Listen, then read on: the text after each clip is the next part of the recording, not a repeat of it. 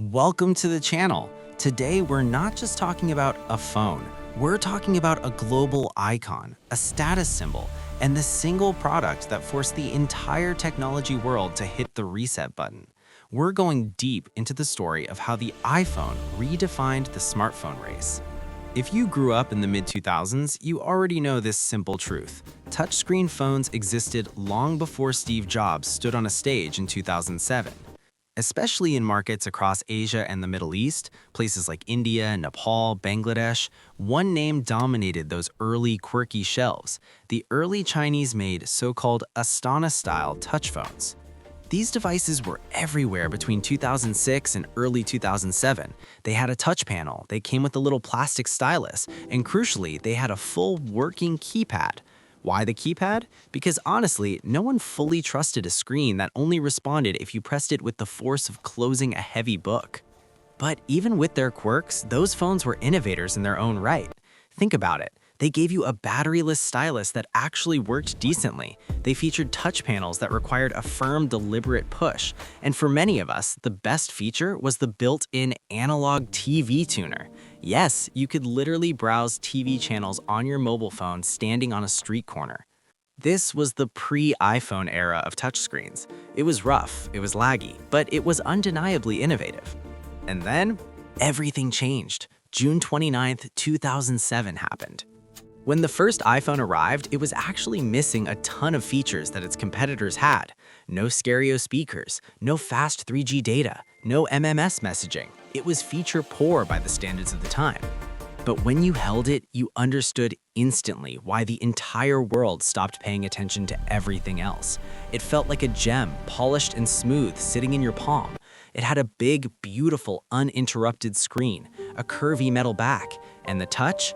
Zero stylus, flawless glide, and animations that felt impossible for a mobile device in 2007. Where those early Chinese touch phones required actual pressure, the iPhone required only a gentle wipe of your finger. Where others struggled with lag and stutter, the iPhone scrolled like melted butter. Where others showed pixelated, choppy videos, the iPhone displayed crisp, fluid clips in games. No one knew it in that moment, but the launch of that first iPhone triggered a global design reset. Every single phone brand, BlackBerry, Nokia, Sony Ericsson, Motorola, suddenly realized they were running miles behind. Back then, BlackBerry was absolutely unbeatable in high-level business circles. They had the trackball, the full physical keyboard, enterprise-grade security, push email, and the power of BBM. Their devices were the status symbol for CEOs and Wall Street traders. Tried to respond too. Their E-series phones brought decent Gmail access and surprisingly advanced maps. Nokia Maps was genuinely excellent and ahead of its time. By 2010, Nokia had even managed to match BlackBerry's business email features. But by then, something else, something deeper was happening in the culture. Apple had introduced the idea of a phone that felt premium just because it had an Apple logo on the back. Having the phrase "sent from my iPhone" automatically added to your email signature was quite literally a flex in the late 2000s. It told the recipient, "I have the new thing and you don't." And to Apple's credit, they have maintained that status symbol value, that flex factor, all the way into the mid-2020s. Let's trace how they kept this advantage year after year. This is the innovation timeline, the specific high-level upgrade that allowed the iPhone to continually redefine the game. 2017 multi-touch that actually worked. The iPhone introduced capacitive multi-touch, full finger-based gestures, and a real mobile browser. This was the foundation of the modern smartphone. 2018, the App Store revolution. The iPhone 3G brought 3G data and the App Store. This was arguably the biggest turning point. Suddenly, your phone wasn't limited by inbuilt apps. It became an open platform where developers around the world could innovate and monetize. 2019, speed plus video. The iPhone 3GS became the first truly fast iPhone. The S stood for speed. It introduced video recording, much smoother performance, and a more responsive user interface. This is the point where the iPhone became a practical, no-compromise everyday device. 2010, Retina display and glass design. With the iPhone 4, Apple introduced an iconic new glass and steel design. Crucially, they debuted the stunning Retina display with a resolution that made pixels invisible to the naked eye. It also brought the first front-facing camera for FaceTime. 2011, Siri becomes the first mainstream voice assistant. Before Siri, voice control was mostly a nerdy niche tool. Siri changed the conversation completely. It understood more accents, had a playful personality, and suddenly brought the concept of artificial intelligence to the average consumer. 2012 to 2013, LTE, Touch ID, and the 64-bit chip. The iPhone 5 gave us a slightly taller 4-inch screen, 4G LTE, and the Lightning connector.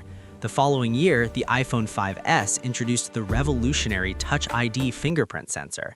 But the biggest leap was the world's first 64-bit mobile processor, a move that left all competitors years behind in chip design.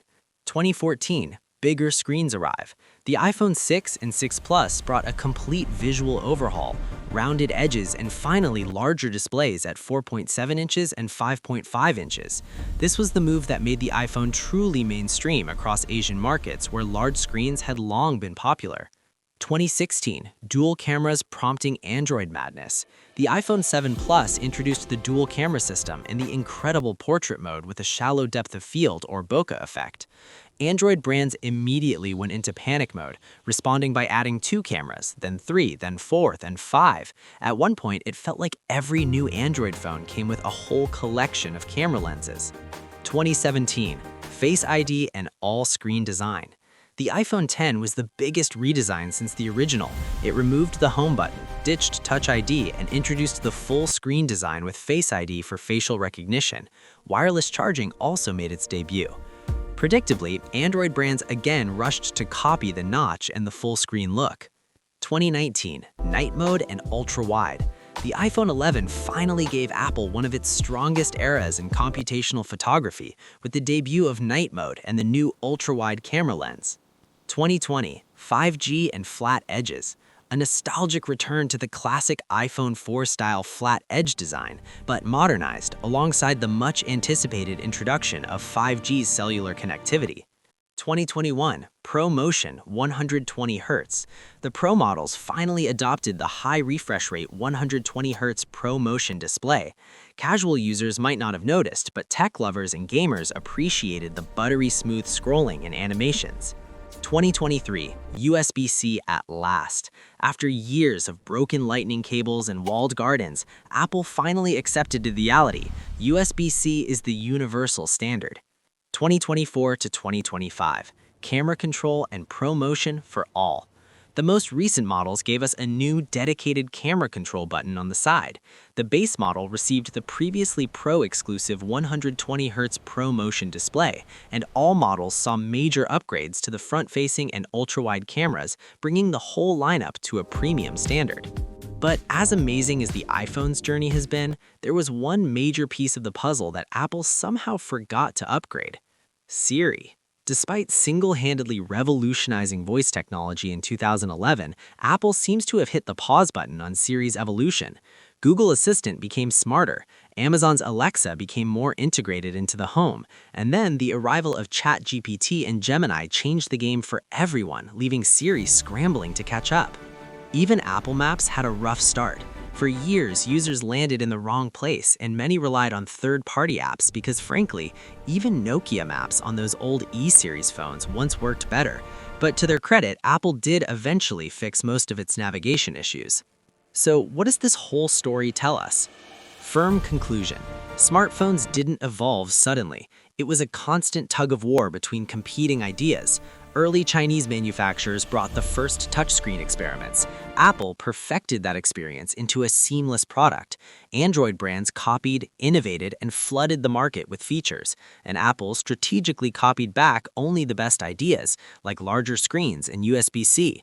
Dramatic final punchline. But one truth has stayed constant from day one. The iPhone wasn't just a phone, it was an identity, a status symbol, a cultural reset. And most importantly, it was the product that forced every other phone maker to upgrade, adapt, or simply disappear. Energetic and friendly, what do you think was the biggest, most impactful upgrade on this entire timeline? Was it the App Store? Was it Face ID? Or was it the very first multi-touch screen? Let me know in the comments below. Warm and conversational. If you enjoyed this deep dive into tech history, don't forget to like this video, share it with a friend who still misses